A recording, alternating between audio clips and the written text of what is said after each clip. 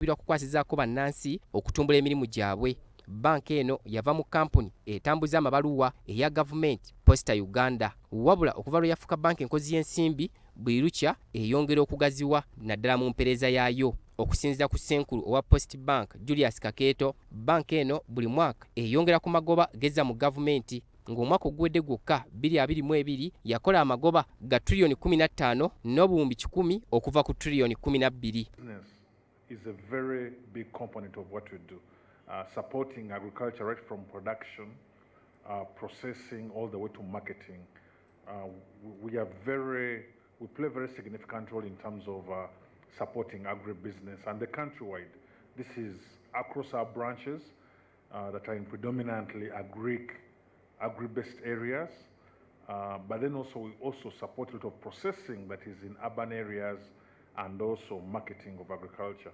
Ssenkulu wa Post Bank Julius Kakeeto agattako nti wadde bakoze amagoba bakyasanga okusomozebwa okw'enjawulo mu ntambuza y'emirimu omuli abantu abalemererwa okuzza ssente ezibawolebwa okwekulaakulanya ne badduka. And of course there's another challenge that is faced again by the industry, which is the high default rate, and that creates a lot of other challenges in the industry, including the interest rates. The general default rate in Uganda is always between 4 to 5%.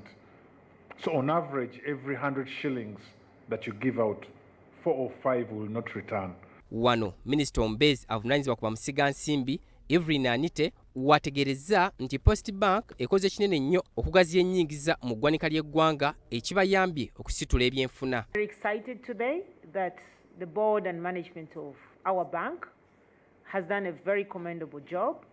They have increased our net profit for the end year December 2022 31st by 19% increment.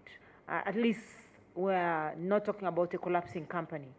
We're not talking about liquidating. We're talking about net profit. And so this is a very good step forward for our country. Anite agattako nti gavumenti erina enteekateeka ey'okulaba nga banka zaayo zonna omuli Post Bank, Housing Finance Bank ne Uganda Development Bank zisala ku magoba abantu ke bewolera ensimbi okubanguyiza. Citizen. For instance, when we're discussing with the UDB, we talk about an interest rate that we want as low as 8%. Post Bank, the interest rate is 12, and we want Post Bank to bring that down.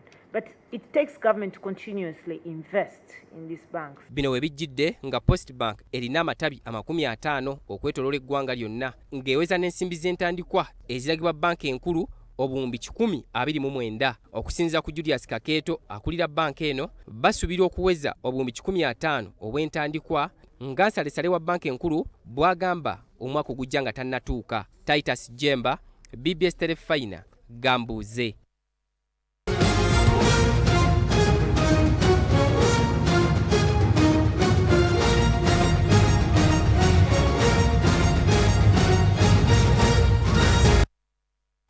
Wewa mu byemizannyo ttiimu ya Manchester United egenda kutunka ne Brentford ekiro kya leero mu mpaka za liigi y'eggwanga lya Bungereza ey'oku ntiko eza English Premier League.